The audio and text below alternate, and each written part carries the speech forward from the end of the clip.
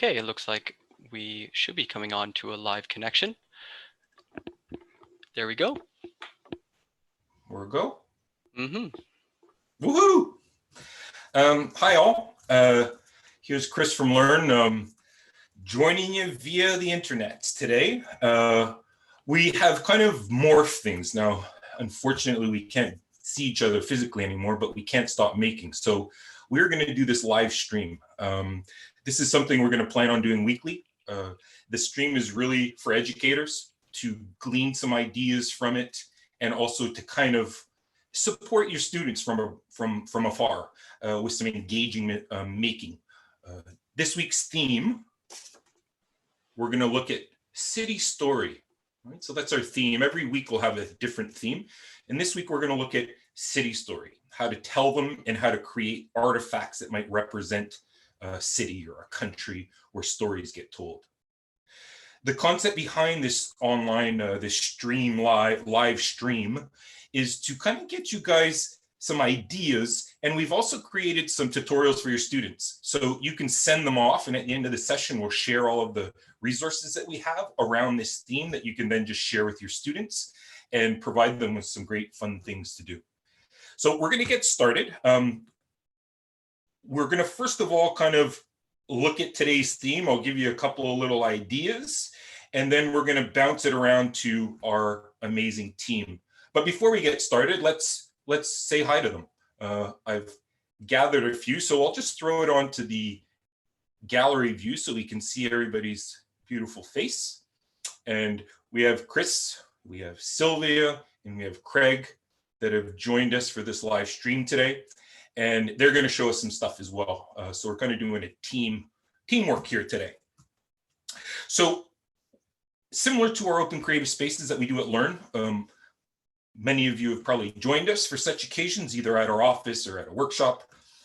We are going to kind of keep it fun and quick. This is only a half hour, and then you can, again, follow the YouTube if you want to look back over the video or you want to share it with some other colleagues. It's up to you. All right, all of this is for you educators out there to help you in these troubling times a little bit. Now, as you know, open creative spaces, we always start with a book. It inspires us. It fills us up with excitement for the projects to come. So I'm going to shoot this over to Craig, and he's going to tell us about a little story. So Craig, over to you. All right, thanks, Chris. So in front of me, I have Going Places by Peter and Paul Reynolds. And if you want to know how and why we use books in our open creative spaces, you'll find that information, as Chris mentioned, in the description below. So let's jump into Going Places.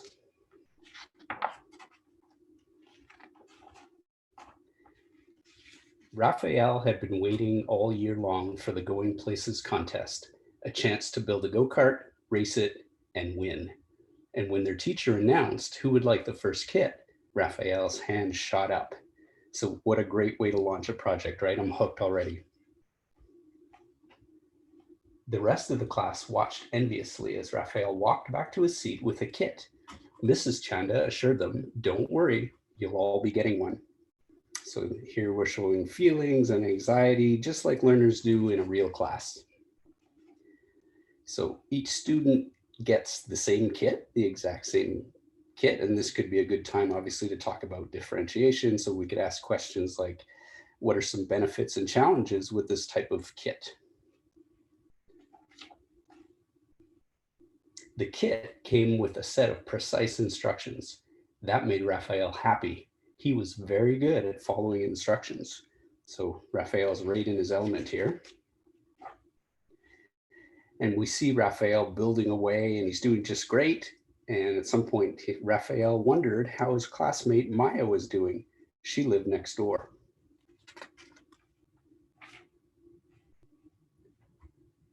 He peered over the fence. "Hey, Maya, you haven't even started."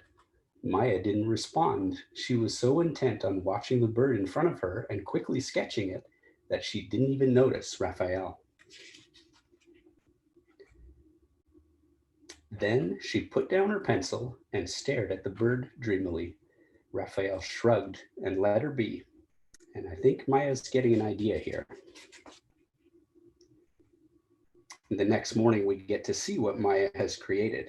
And Raphael's reaction is, that's not a go-kart. So they have a discussion about whether it had to be a go-kart and finally decide to team up on the project. And so they did, working late into the evening. And then the moment we've all been waiting for, it's race day, and they all look the same. You can see all the go-karts are exactly the same, except one. And yes, of course, they got teased about it from classmates. The race starts with a great booming voice announcing it. And there's a moment of anxiety, but our heroes are still confident. They took off. And the other contestants looked up in amazement. Maya and Raphael hovered and then sped past them all.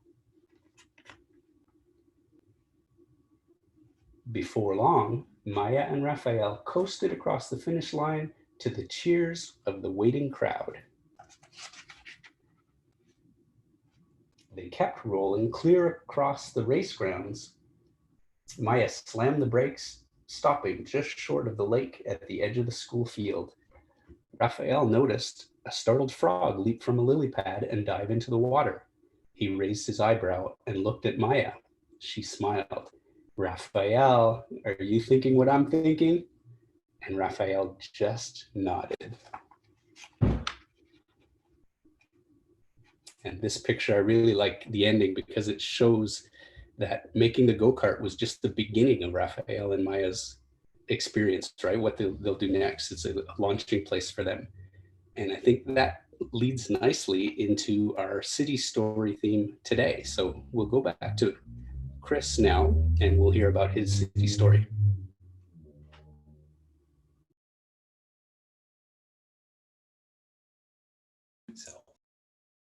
Oh, my back? There we go. That was awesome. I love that story. Peter Reynolds, great author. Some really cool points out of there. That being different is pretty awesome. That's what I kind of get out of all of that coolness of that story. Anyway, thanks a lot, Craig. That was super well received, I'm sure. And I feel like making stuff now. I'm sure Sylvia feels the same way. So what we're going to do is now we're going to give you some examples. We're going to actually get concrete and give you some techniques and strategies. Remember, don't worry about recording or noting all this. Just watch the live feed and enjoy yourself. All of this is going to be made available at the end of the live stream, and then you can do as you want with it. Hopefully it inspires and your students get inspired a bit as well.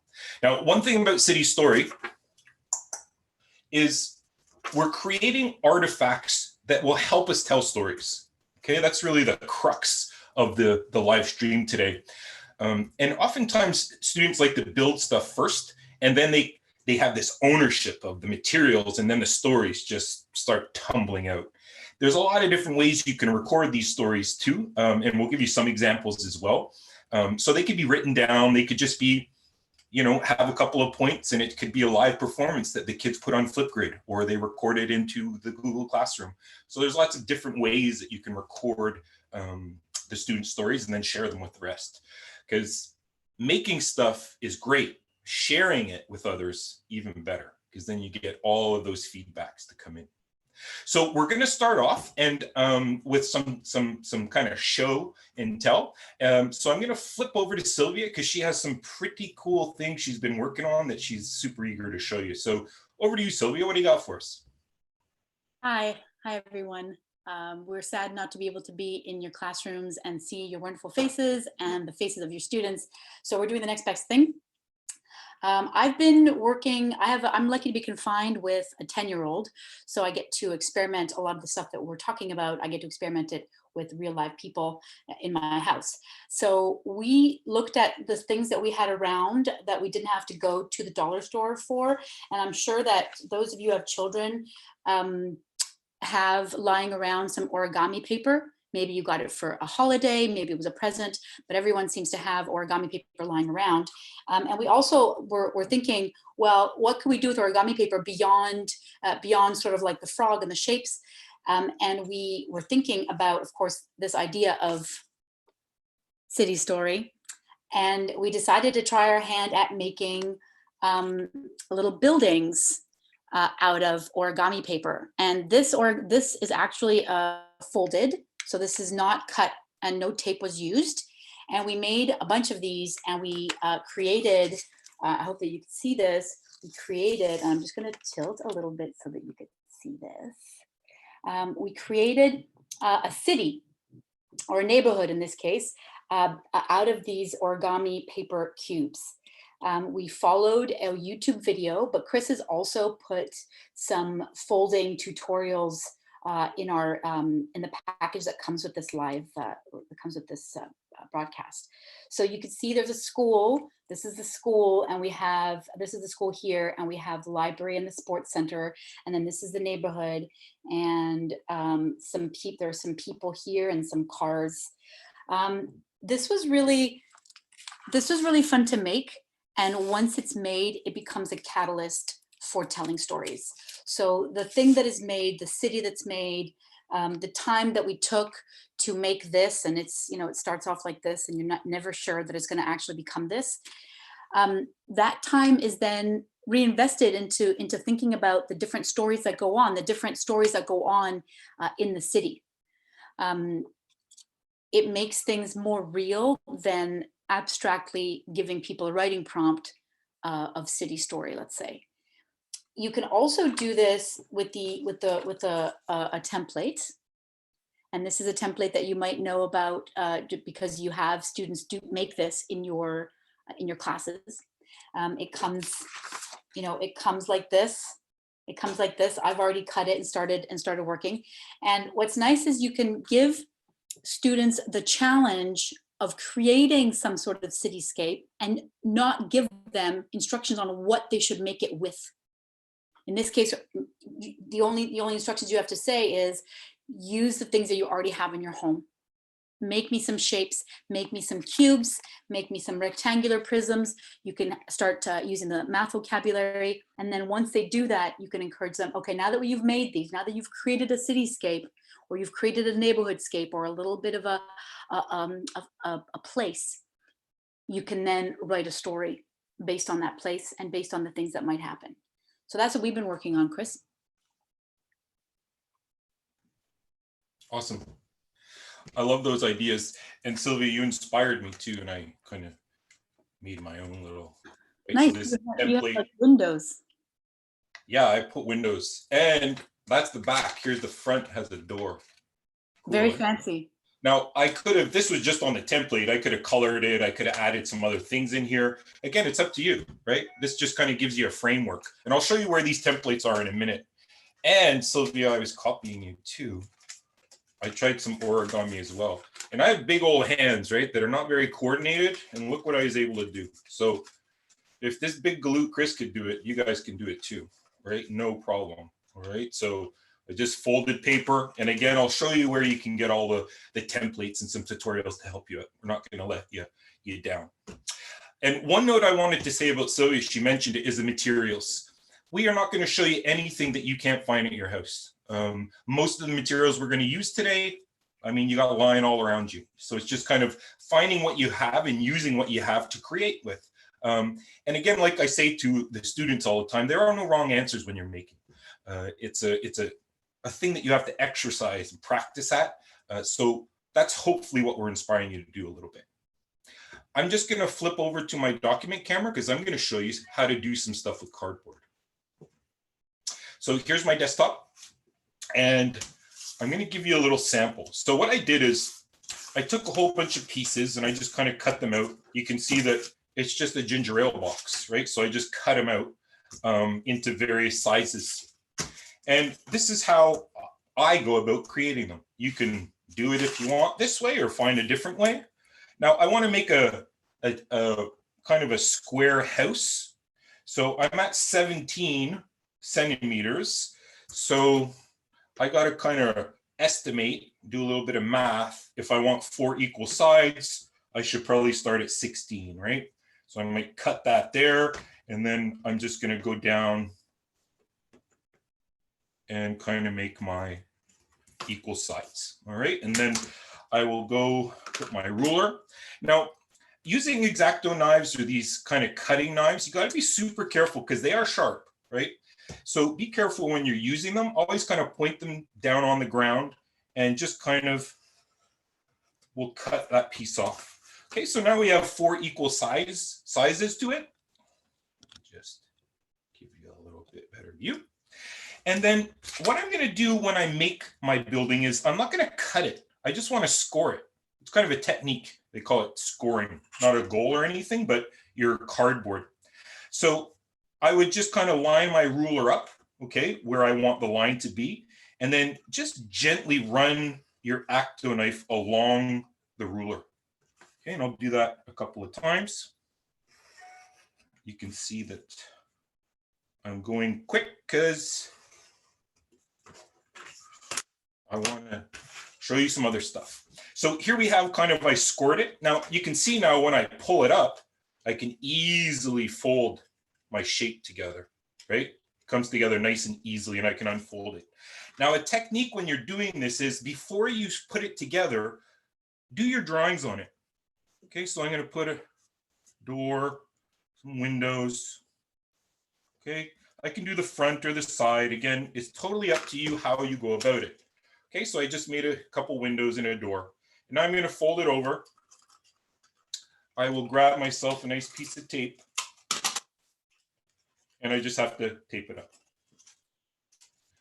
Okay, very nice and easy. And then here's my structure.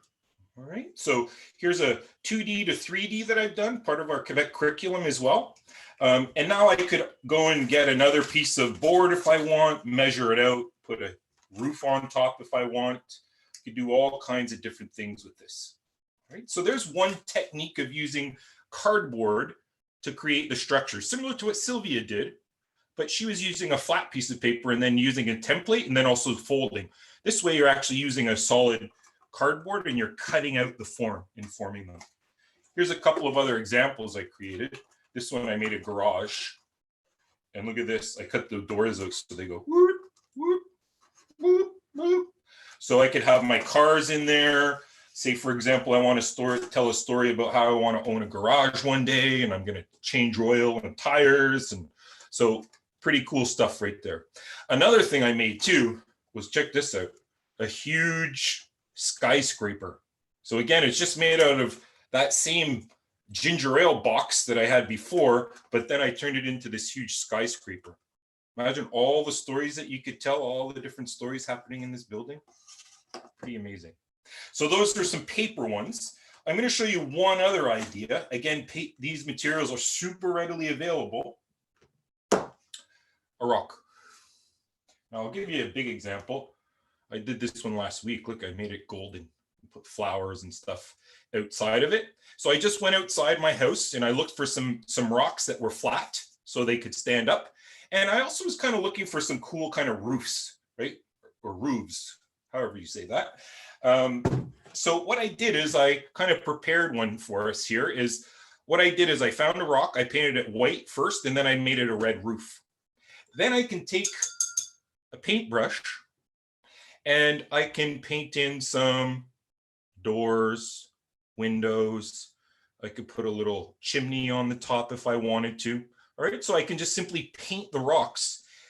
And then I can set up all of my rocks and it looks like a neighborhood. Right, so again, just some ideas that you can use. Right, and there's kind of one block that I've created.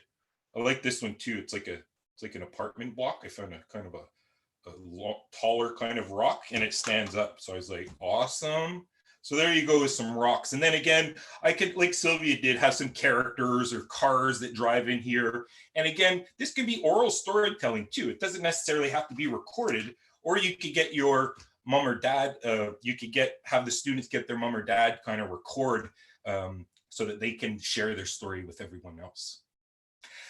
Now, I believe, so we've looked at some kind of like just static materials. Sylvia has some kind of interesting ideas on how we can make objects become alive. So I'll shoot it back over to Sylvia. What do you got for us? Okay, so the other thing that I've been working with that I have at home that is readily available to probably all kids in some form or another is, of course, Lego. And over here, I've made a little cityscape, right? Including this pretty cool building that looks sort of like modern architecture, very urban architecture-like. And I have my little Lego person, and this person obviously is not to scale. And this makes me think of maybe I can tell a story about a giant in a city and what happens to the giant in the city. And I can certainly tell the story just like this, just like I am now. You know, the giant is doing stuff, and I'm telling my mom and dad, or I'm telling it to my teacher on the Zoom that we have every week or a couple of times a week. Or I can use my iPad or other device to make a stop motion animation. And you can do that using apps like iMotion, as well as Lego Movie. Those are two apps that we've used in our Open Creative Space days with kids. And kids usually don't need a lot of instruction. You don't really need to tell them how to do this. You can just tell them, hey, why don't you make an animation and send it to me? And a lot of them will pick up that challenge and will run with it. So they would simply put their bonhomme or whatever it is that they're doing on the thing, and they would take a photograph, and then they would take another photograph, another photograph, and this series of photographs would then create a story, would create a narrative that they can either write about or tell you about orally. So we're trying to hit a lot of different aspects of language with this, but always starting from the making. So we know that the thing that students make, things that kids make, the things that we make, they somehow burrow deep into our hearts, and the narratives flow more readily from that. Using animation is a wonderful way to have an artifact long after the ephemeral artifact goes away. So long after this gets put back into the Lego box, long after the origami makes its way into the recycling bin, because inevitably it will, you can have a record of the story, and you can make media as well. So that's another thing. And I know that Chris, we were discussing before, and you had another idea of how we might use media with this with the city story idea. Absolutely. Now, you could see we were kind of like doing little baby steps to start. Now we're going to bring out the big guns. So this is kind of an idea. This was actually inspired by one of our consultant, Ben Loomer's daughter. And she just decided to start building this kind of building. So I copied her. What I did is I just took a piece of cardboard and I put a couple of flaps on it. So it is kind of 2D still. And then I just created a building. And in the building, I kind of left windows that were open, and I drew in, I don't know, interesting things. Here I have a couple of dinosaurs, little mama dinosaur, baby dinosaur, a little cat and a kit, some birds, this dude looking up at the sky. I got some aliens down here, and I got an astronaut up here. Now, this you could just do on its own, but I amped it up because that's what I do. So what I did is I put some conductive tape, okay, just copper tape. You could also just use a pencil if you want, because it conducts, remember? This is if you have a makey, which I think you should invest in, especially doing this online stuff. There's a lot of fun things that you can do with some really cool, cheap equipment. And we'll put all those links for all where you can get stuff in the document I'm going to show you in a minute. So what I did is I just put some copper tape and I cut out with this little Sharpie again, where the magnetic tape came out. So now I can hook it up on the back, right, with alligator clips. And then what I did is I went into Scratch, and you know, in Scratch, you can record your voice. So this kind of allowed me to say, okay, I'm going to tell a little story about the dinosaur. And then when somebody wants to listen to this story, they just have to touch on the copper tape story starts to play. So Scratch is a free resource that you can use. If you don't have a makey, no big deal. You could still record your voice in Scratch and, listen to it. So you could say, okay, sister, brother, touch the dinosaur, and then you hit the key on the keyboard and then it tells the story. So it's a cool way if you don't like doing it live and you want to make sure it's super perfect. Go into Scratch, go into sound, and just record it, and away you go. Super easy. But this is really fun to make. And you can see it's just a couple of pieces of cardboard, construction paper, I should say, and then I put it on a back of cardboard so it stands up. So now I can just kind of stand it up, hands free, no hands, and I can play with it or interact with it. And I can tell the stories. I could put soundtracks for the meow or the dinosaur roars, or I could put space sounds for the guy looking up into space. Again, the ideas are endless. And that's why we really like this theme of the city story, because once you start, you never know where it's going to go. Every one of us kind of did something different. So to kind of wrap things up, time flies when we're having fun, but our hashtag for this session is called City Story. So if ever you're sharing it anywhere, always include the hashtag City Story so that everybody can find them. I also put our OCS web address, on this page as well. So it's ocs.learnquebec.ca. And I'm going to share my screen to you just so that you can see what you will send to your student. So I will go here. So you can see I'm on the OCS now. And if I just scroll down a bit in our blogs, you'll go into our blogs, you'll see City Story Activity page 2020.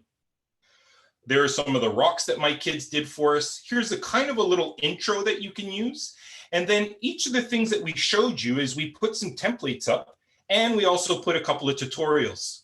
So you can send this page to your students and they'll go from there. You don't really have to give much more than that. This live stream is really for educators. We really want educators to kind of get some ideas and kind of formulate some ideas. But when it comes to the actual building, you just have to send your students over to the OCS page, and then they have all the information they might need.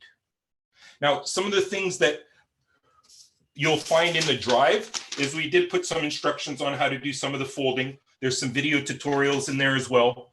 And we also put a couple of these templates as well, the ones that Sylvia was showing, so you can cut those out and get going pretty quickly. So we've come to the end. I really want to thank, first of all, the amazing team. This seems like a quick thing, but it takes a lot of planning and kind of discussion. So we've been zooming it quite a lot to get ready, and we're super excited to bring this to you every week. So mark it on your calendars that every Thursday at 1 p.m. Learn will be doing a live stream of our OCS. Now, next week, this is a good one that we're going to do next week. It's called Kitchen Table Tinkering. So we're going to give you some ideas on how you can get together at your kitchen table and start mucking around with stuff. Cutting, building, who knows what structures you'll come up with or what ideas you'll come up with. But I want to thank Sylvia. Thanks so much for all your input. Craig, awesome on the story. I feel inspired. All of the information for all of this will be in the YouTube stream. So you can actually just go onto the YouTube stream, go into description, and all the links are there for you. So it's all just a one-stop shop. I hope that you enjoyed this as much as we have. Have a great weekend. Good luck, people. Stay safe. And we're always thinking about you. Bye.